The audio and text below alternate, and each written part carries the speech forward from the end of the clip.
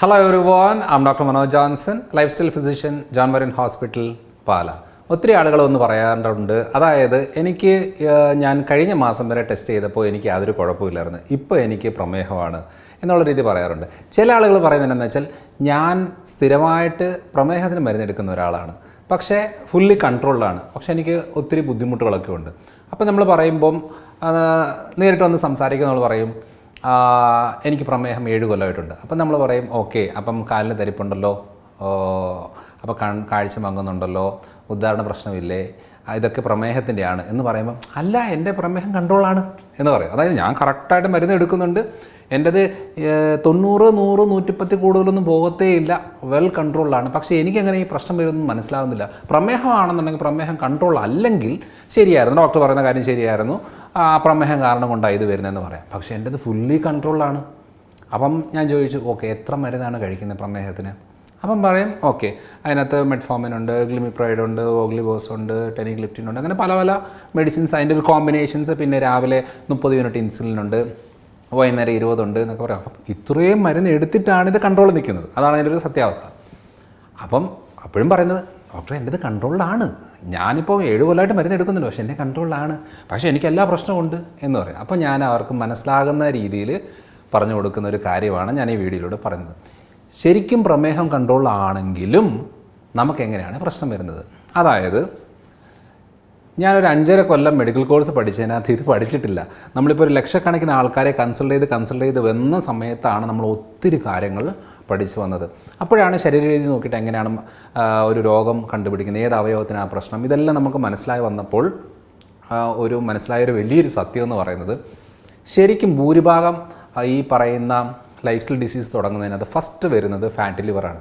ഭൂരിഭാഗം ഡോക്ടേഴ്സും വെറുതെ സ്കാൻ ചെയ്തിട്ട് നോക്കുമ്പോൾ ഫാറ്റി ലിവർ അതെല്ലാവർക്കും ഉണ്ട്, അതിന് കുഴപ്പമൊന്നുമില്ല, എനിക്കുമുണ്ട് എന്നുള്ള രീതിയിൽ പറയുന്ന കുറേ ഡോക്ടേഴ്സ് ഉണ്ട്. ഇത് കേൾക്കുമ്പോഴത്തേനും ഓക്കെ, നമുക്ക് ഡോക്ടർമാർക്കും ഉണ്ടല്ലോ, എന്നാൽ പിന്നെ നമുക്ക് ഉണ്ടെങ്കിലും വലിയ കുഴപ്പമൊന്നുമില്ല. ശരിക്കും പറഞ്ഞാൽ നോർമൽ വ്യക്തികൾക്ക് ആയുസ് എന്ന് പറയുന്നത് ഒരു 74-75 വയസ്സ് വരെയെങ്കിലും മിനിമം ആയുസുണ്ട്. ശരിക്കും പറഞ്ഞാൽ ഡോക്ടർമാർക്കുള്ള എടുത്ത് നോക്കിയാൽ മതി, കേരളത്തിലെ ഡോക്ടർമാരുടെ ശരാശരി ആയുസ് എത്ര എന്ന് പറഞ്ഞാൽ 56 വയസ്സാണ്. അപ്പോൾ ഈ 56 വയസ്സുള്ള ആളാണ് 74 വയസ്സുള്ള ആൾക്കാരെ ട്രീറ്റ് ചെയ്യുന്നത്. അപ്പോൾ ഒന്ന് ആലോചിച്ച് നോക്കിക്കേ, ഈ ഫാറ്റ് ലിവർ എന്നും പറയുന്നത് ഭൂരിഭാഗം രോഗങ്ങളുടെ തുടക്കമാണ്. അത് കഴിഞ്ഞേച്ച് നെക്സ്റ്റ് വരുന്ന രീതി എന്ന് പറഞ്ഞാൽ സ്ത്രീകളിൽ കൂടുതൽ കണ്ടുവരുന്നത് തൈറോയ്ഡ് റിലേറ്റഡ് ആയിട്ടുള്ള പ്രശ്നം. പക്ഷേ T3, T4, TS ചെക്ക് ചെയ്യുമ്പോൾ പലപ്പോഴും അത് നോർമലായിരിക്കും. അപ്പോൾ അതാണ് ഞാൻ പറയുന്നത്, നിങ്ങൾ തൈറോയിഡിന് സ്കാൻ ചെയ്യണം, തൈറോയിഡിന് ആൻറ്റിബോഡീസ് ഒക്കെ നോക്കണം, anti-TG, anti-TP ഒക്കെ ചെക്ക് ചെയ്യണം.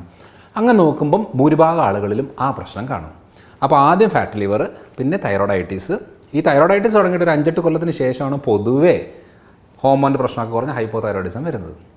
ഇതുപോലെ തന്നെ സ്ത്രീകൾക്ക് വേറൊരു കാര്യം ഉണ്ടാകുന്നത് യൂട്രസിലെ മുഴ, ഓവറിലെ സിസ്റ്റ്, അങ്ങനത്തെ കാര്യങ്ങൾ. ഈ ഇടയ്ക്കാണ് വെയിറ്റ് കൂടുന്നൊരു ഒരു പ്രകൃതമാണ് ശരീരത്തിന് വരുന്നത്. അപ്പം ഫാറ്റ് ലിവർ കഴിഞ്ഞ്, തൈറോയിഡൈറ്റീസ് കഴിഞ്ഞ് വെയിറ്റ് കൂടുന്നു, യൂട്രസിലെ മുഴ, ഓവറിലെ സിസ്റ്റ് ഉണ്ടാകുന്നു, ബ്ലീഡിങ് പ്രശ്നമൊക്കെ തുടങ്ങുന്നു. ഈ സമയത്ത് ഭൂരിഭാഗം ആളുകളിലും പറയുന്ന കോമൺ ആയിട്ട് പറയും, എന്തിനാ ബ്ലീഡിങ് സഹിക്കുന്നത്, ആ യൂട്രസ് അങ്ങ് എടുത്ത് കളഞ്ഞാൽ പോരെ. അങ്ങനെ ഹിസ്റ്ററെക്ടമി ചെയ്യുന്നു. ഹിസ്റ്ററെക്ടമി ചെയ്തിട്ട് ഏതാനും മാസങ്ങൾക്കുള്ളിൽ അവർക്ക് പ്രമേഹവും വരുന്നു. ഇതൊന്നും അത്ഭുതമല്ല, കാരണം ഇത് ഒന്ന് കഴിഞ്ഞ് ഇങ്ങനെ പോകത്തുള്ളൂ. അതാണ് ഞാൻ പറഞ്ഞത്, ഈ 5.5 കൊല്ലം പഠിച്ച മെഡിക്കൽ സയൻസിൽ ഈ കാര്യം പറയുന്നില്ല. എല്ലാം നോക്കുമ്പോൾ യൂട്രസ് ഓവറിയാണോ, ഗൈനക്കോളജി നോക്കട്ടെ, എൻഡോക്രൈനോളജി വേണോ, തൈറോയ്ഡ് റിലേറ്റഡ് നോക്കട്ടെ. അപ്പോൾ ഇങ്ങ് ഓരോന്ന് നോക്കട്ടെ എന്ന് പറഞ്ഞിരിക്കുമ്പം ഇതെല്ലാം കണക്റ്റഡാണ്. ആദ്യം fat liver, thyroiditis, weight gain, അതേപോലെ തന്നെ നമ്മുടെ ഓവേറിയൻ സിസ്റ്റ്, യൂട്രൈൻ ഫൈബ്രോയിഡ്, പിന്നെ ഡയബറ്റീസ്, പിന്നെ ബ്ലോക്ക്. ഇങ്ങനെയാണ് അതിൻ്റെ ട്രാക്ക് പോകുന്നത്. അല്ലാതെ ഒരു സുപ്രഭാതത്തിൽ ഒരാൾക്ക് പ്രമേഹം വരത്തില്ല. അതാണ് അതിൻ്റെ ഒരു സത്യാവസ്ഥ. അപ്പോൾ എങ്ങനെയാണ് നമ്മൾ ഇത്രയും ഷുഗർ കൺട്രോളായിട്ട് എല്ലാതരം മരുന്നും എടുത്ത്, ഇൻസുലിൻ എടുത്ത്, എല്ലാ കാര്യങ്ങളും ചെയ്തിട്ട് എങ്ങനെയാണ് നമുക്കൊരു കോംപ്ലിക്കേഷൻ വരുന്നത്? ഡയബറ്റിക് കോംപ്ലിക്കേഷൻ എന്ന് പറഞ്ഞത് ഞാൻ ഓൾറെഡി അതിനെക്കുറിച്ച് വീഡിയോ ചെയ്തിട്ടുണ്ട്. എന്നാലും ഞാൻ റഫായിട്ടൊന്നും പറയാം. ഡയബറ്റിക് കൺട്രോളാണെങ്കിലും അല്ലെങ്കിലും 5 കൊല്ലത്തിൽ കൂടുതൽ പ്രമേഹമുള്ള ആളുകളിൽ കണ്ടുവരുന്ന പ്രശ്നമാണ് ഒന്ന് കാഴ്ച മങ്ങുന്നത്. കാഴ്ച മങ്ങി വരും, കോൺസെൻട്രേഷൻ കുറയും. അതായത് ചിലപ്പോൾ ഒക്കെ എന്താ പറഞ്ഞാൽ കണ്ണിന് ഇരുട്ടാണ് വരുന്നത്, എന്താണ് ചിന്തിക്കാൻ പോലുള്ള കപ്പാസിറ്റി നഷ്ടപ്പെടുന്ന രീതിയിലേക്ക് വരും. പുരുഷന്മാരിലാണെങ്കിൽ ഉദാഹരണ കുറവുകൾ തുടങ്ങും, കൈയും കാലുമൊക്കെ ശോഷിച്ച് വരും, കാലിന് മരപ്പ്, പുകച്ചിൽ പ്രശ്നങ്ങളൊക്കെ തുടങ്ങും, മസിൽ കയറ്റങ്ങൾ ഉണ്ടാവും. അപ്പോൾ ഇങ്ങനത്തെ മൂത്രത്തിൽ പത തുടങ്ങും, ക്രിയാറ്റിൻ ലെവലിൽ വേരിയേഷൻ വരും, അപ്പോൾ രാത്രിയിൽ നമുക്ക് പലതവണ യൂറിൻ പാസ് ചെയ്യാനായിട്ട് എഴുന്നേക്കുന്ന ഒരു ബുദ്ധിമുട്ട്, ഉറക്കം ക്ലിയർ ആകാത്ത പ്രശ്നങ്ങൾ, മലബന്ധ ബുദ്ധിമുട്ട്, ഇതെല്ലാം പ്രമേഹത്തിൻ്റെ കോംപ്ലിക്കേഷനിൽ വരുന്ന, ഇതെല്ലാവർക്കും വരും. കൺട്രോൾ ആണെങ്കിലും അല്ലെങ്കിലും ഇത് വരുന്നതാണ്. അപ്പോൾ എന്തുകൊണ്ടാണ് അതിന് കാരണം? അതിന് മനസ്സിലാകുന്ന രീതി ഞാൻ പറഞ്ഞുതരാം. അതായത് നമ്മുടെ വീട്ടിൽ നമ്മുടെ അമ്മയുണ്ട്. അമ്മയാണ് വീട്ടിലെല്ലാ കാര്യം ചെയ്യുന്നത് എന്നുള്ളത് വിചാരിക്കുക. അതായത് ഫുഡ് ഉണ്ടാക്കുന്നത്, അടുക്കളയിലെ എല്ലാ കാര്യങ്ങളും ചെയ്യുന്നത്, കുട്ടികളെ സ്കൂളിൽ വിടുന്നത്, ഡ്രസ്സ് അലക്കി തേച്ച് വെക്കുന്നത്, അതേപോലെ തന്നെ വീടെല്ലാം ക്ലീൻ ചെയ്ത് വെക്കുന്നത്, അങ്ങനെ എല്ലാ കാര്യങ്ങളും ചെയ്യുന്നത് നമ്മുടെ വീട്ടിലെ അമ്മയാണെന്ന് വിചാരിക്കുക. ആ അമ്മയ്ക്ക് സുഖമില്ലാതായപ്പം ബാക്കി തൂത്ത് തുടച്ചിട്ടില്ലെങ്കിലും തുണി ഇലക്കിയില്ലെങ്കിലും എല്ലാം മാനേജബിളാണ്. പക്ഷേ അടുക്കളയ്ക്ക് ഒരു ഫുഡ് ഉണ്ടാക്കിയില്ലെങ്കിൽ എല്ലാവരും പട്ടിണിയാവും. അപ്പോൾ അങ്ങനെ വരുമ്പോൾ അമ്മ പറയാതെ എനിക്ക് വയ്യ, തീരെ വയ്യ എന്ന് പറയുമ്പം വീട്ടിൽ പറയും ഓക്കെ എന്നാൽ വേണ്ട, സാരമില്ല, റെസ്റ്റ് എടുത്തോ, നമുക്ക് പാർസൽ എടുക്കാം എന്ന് പറയും. അപ്പോൾ അന്നത്തെ ദിവസം പാർസൽ എടുത്തു. ഉച്ചയായിട്ടും അമ്മയുടെ പ്രശ്നം മാറിയില്ല, പിറ്റേ ദിവസം മാറിയില്ല, പിറ്റേ ആഴ്ച മാറിയില്ല. നമ്മളിങ്ങനെ പാർസൽ എടുത്തിരിക്കും. അപ്പോൾ ഫുഡിൻ്റെ കാര്യം ലെവലായി. അപ്പം നോക്കുമ്പം കുളിച്ച് റെഡിയായി വന്നു കഴിഞ്ഞാൽ തുണിയില്ല ഇടാൻ. അപ്പോൾ പിന്നെ ക്ലീന്, ബെഡ്ഷീറ്റ് മാറ്റിയിട്ടില്ല, മൊത്തം പൊടി ഇതൊക്കെ വരുന്നു. അപ്പോൾ ഇതൊക്കെ ആര് ശരിയാക്കും? നമ്മൾ ഫുഡിൻ്റെ കാര്യം മാത്രം ലെവലാക്കി. അപ്പോൾ ഒരു കുക്കിനെ വെച്ചു. തുണി അലക്കിയില്ല, അപ്പോൾ തുണി അലക്കാൻ ഒരാളെ വെച്ചു. ക്ലീൻ ചെയ്യാൻ ഒരാളെ വെച്ചു. എല്ലാത്തിനും ആളെ വെച്ചു. പക്ഷേ അമ്മ കട്ടിലാണ്.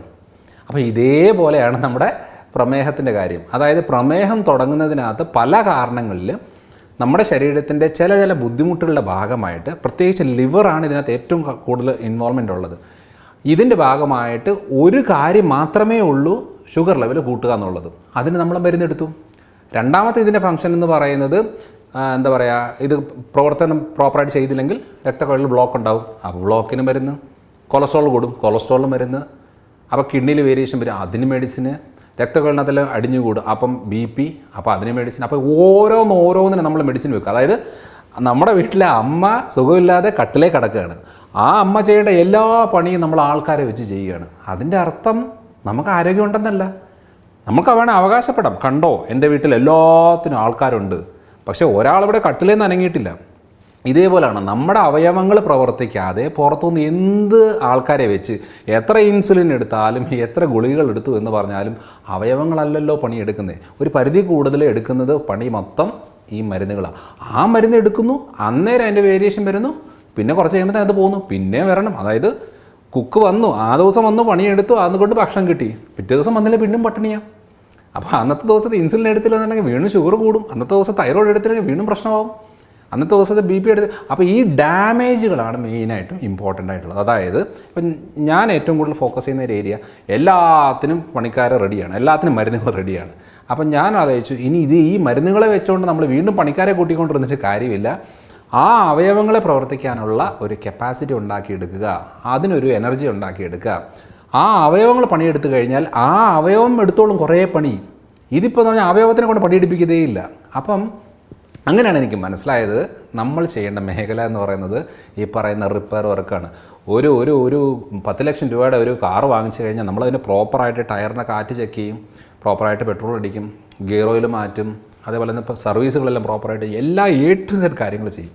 പക്ഷേ നമ്മുടെ ഒരു ഹെൽത്ത് ശരിക്കും പറഞ്ഞാൽ ഒരു കിഡ്നിക്ക് തന്നെ നമ്മൾ അതൊരു സർജറിക്ക് പോയാൽ മനസ്സിലാവും, ഒരു 35-40 ലക്ഷം രൂപ ഒരു കിഡ്നിക്കുണ്ട്. 2 കിഡ്നി ആകുമ്പോഴത്തേന് 80 ലക്ഷമായി. അങ്ങനെ ഓരോരോ അവയം എടുത്തു കഴിഞ്ഞാൽ 4-5 കോടിയുടെ സ്വത്തുക്കളാണ് നമ്മുടെ ശരീരത്തിലുള്ളത്. അത്രയും ഓർഗൻസിൻ്റെ വിലയുള്ളതാണ്. ഈ ഓർഗൻസിന് നമ്മൾ ഒരു രീതിയിലുള്ള സർവീസും ചെയ്യാറില്ല, പ്രോപ്പർ പോഷകങ്ങൾ കൊടുക്കാറില്ല, സ്ട്രെസ് ലെവൽ അങ്ങേയറ്റം കൂട്ടിയിട്ട് പല ഡാമേജുകൾ വരുത്തി വെക്കും. പല ആൾക്കാർക്ക് ഇഷ്ടമില്ലാത്ത ജോലികൾ കാലങ്ങളായിട്ട് ചെയ്ത് അതിൻ്റെ ആഫ്റ്റർ എഫക്റ്റ് ആയിട്ട് ആ ഉണ്ടാക്കിയ പൈസ മൊത്തം ആശുപത്രി കൊടുക്കുന്ന രീതിയിലേക്ക് വരും. അപ്പോൾ ഇങ്ങനെ കുറച്ചൊരു കാര്യങ്ങൾ. അപ്പം ഏറ്റവും കൂടുതൽ ഞാൻ ഫോക്കസ് ചെയ്യുന്നൊരു ഏരിയ എന്ന് പറയുന്നത് ഈ പറയുന്ന റിപ്പയറിങ് ഏരിയയാണ്. അതിനകത്ത് ലൈഫ് സ്റ്റൈൽ ഫുള്ളായിട്ട് മോഡിഫൈ ചെയ്ത് എന്താണ് താല്പര്യം, എന്താണ് ലൈഫ് സ്റ്റൈൽ, നിങ്ങളുടെ ഫിസിക്കൽ ആക്ടിവിറ്റിക്ക് എത്രയാണ് എക്സസൈസ് വേണ്ടത്, നിങ്ങളുടെ ഫിസിക്കൽ ആക്ടിവിറ്റിക്ക് എത്രയാണ് ഫുഡ് വേണ്ടത്, നിങ്ങൾക്ക് ഏത് ഫുഡ് പറ്റും, ഏത് ഫുഡ് പറ്റത്തില്ല, ഏത് അളവ് എത്ര കൂട്ടണം എന്നുള്ളത്, ഇങ്ങനെ പോയാൽ ഏതൊക്കെ പ്രശ്നം വരും, ഇതൊക്കെ മൊത്തത്തോടെ ഒരു 360 ഡിഗ്രിയിൽ നോക്കുമ്പോഴാണ് നമുക്കൊരു കാര്യം കിട്ടുന്നത്. അതുകൊണ്ട് പ്രമേഹം എന്ന് പറയുമ്പം എൻ്റെ ഷുഗർ കൺട്രോളിലാണ്, അതേപോലെ ഞാൻ മരുന്നെടുക്കുന്നതെന്ന് പറഞ്ഞാൽ 10, 20, 30 ഗുളികകളൊക്കെയാണ് ഒരു ദിവസം കഴിക്കുന്നത്. അപ്പം അതായത് വീട് നിറയെ പണിക്കാരാണ്, പക്ഷെ പണിയെടുക്കേണ്ട ആൾക്കാരെല്ലാം കട്ടിലയിലാണ്. അതായത് നാളെ പറയുകയാണ് എനിക്ക് കുളിക്കാൻ വയ്യ, കുളിപ്പിക്കാൻ ആൾ, എനിക്ക് ഭക്ഷണം കഴിക്കാൻ വയ്യ, ഭക്ഷണം കഴിപ്പിക്കാൻ ആൾ. എനിക്ക് ചവയ്ക്കാൻ വയ്യ, ചവച്ചരച്ചിട്ട് വായിൽ കയറ്റി തരാൻ ആൾ. എല്ലാത്തിനും ആൾ വരും. പക്ഷേ നമ്മൾ വീണ്ടും കട്ടിലേ തന്നെയായിരിക്കും. അതുകൊണ്ട് നമ്മുടെ അവയവങ്ങളെ പ്രവർത്തിപ്പിച്ചെടുക്കണം. അതാണ് മെയിനായിട്ട് ആവശ്യം. അതുകൊണ്ട് പ്രമേഹത്തിന് മരുന്നെടുക്കുന്നുണ്ട്, എൻ്റെതെല്ലാം കൺട്രോളാണെന്ന് പറയരുത്. ഈ പ്രശ്നങ്ങളെല്ലാം ഉണ്ടാവും. അപ്പോൾ ആ പ്രശ്നത്തിന് എല്ലാത്തിനും മരുന്ന് വന്നുകൊണ്ടിരിക്കും. അതുകൊണ്ട് ഒരു സൈഡിൽ നിന്ന് റിപ്പയർ ചെയ്ത് വെച്ച് ഉള്ള മരുന്നുകളെ എല്ലാം കുറച്ച് കൊണ്ടുവരുന്നതാണ് ഏറ്റവും നല്ലത്. അത് ഏത് മരുന്നുകളായാലും അടുപ്പിച്ച് കുറേ നാൾ എടുത്തു കഴിഞ്ഞാൽ അതിൻ്റെ സൈഡ് എഫക്റ്റും പ്രശ്നങ്ങളും ഉണ്ടാകും. അവസാനം ഈ മരുന്നെടുക്കുന്നതിൻ്റെ പ്രശ്നം കൊണ്ട് മലബന്ധമുണ്ടായി, അതിൽ മല അയഞ്ഞു പോകാൻ മരുന്ന് കിട്ടും. ഈ മരുന്ന് എടുക്കുന്നതിൻ്റെ ഭാഗമായിട്ട് കിഡ്നി പ്രശ്നം വരും, അതിന് കിഡ്നിക്കുള്ള മരുന്ന് അതിൻ്റെ കൂടെ കയറും. ഈ മരുന്ന് എടുക്കുന്നതിൻ്റെ ഭാഗമായിട്ട് അസിഡിറ്റി പ്രശ്നം കൂടും, ഗ്യാസിന് മരുന്ന്. ഈ എല്ലാത്തിനും എണ്ണങ്ങൾ കൂടി പോകത്തേ ഉള്ളൂ. അപ്പോൾ അതുകൊണ്ട് ആദ്യം മനസ്സിലാക്കേണ്ടത്, നമ്മൾ മരുന്നെടുത്താലും നമ്മൾ ഡോക്ടർമാരെ കണ്ടാലും ചികിത്സ ചെയ്തു എന്ന് പറഞ്ഞാലും എല്ലാം കൺട്രോളാന്ന് പറഞ്ഞാലും അവയവങ്ങൾക്ക് ഡാമേജ് വരും. ആ ഡാമേജുകൾ അഡ്രസ്സ് ചെയ്ത് ക്ലിയർ ആക്കലാണ് ഏറ്റവും ആവശ്യം. അല്ലാതെ പ്രമേഹം വന്നു എന്ന് പറഞ്ഞ് സേഫായിട്ടിരിക്കാൻ പറ്റത്തില്ല, അല്ലെങ്കിൽ അതൊരു മരുന്നെടുക്കുന്നു ഡോക്ടറെ കാണുന്നു പറഞ്ഞ് സേഫായിട്ടിരിക്കാൻ പറ്റത്തില്ല. അതിൻ്റെ കോംപ്ലിക്കേഷനാണ് ഏറ്റവും കൂടുതൽ ഡേഞ്ചറസ് ആയിട്ട് വരുന്നത്. അപ്പോൾ ഇതാണ് ഈ വീഡിയോയിലൂടെ ഉദ്ദേശിക്കുന്നത്. അടുത്ത തവണ അടുത്തൊരു വീഡിയോ ഇടാം. ബൈ.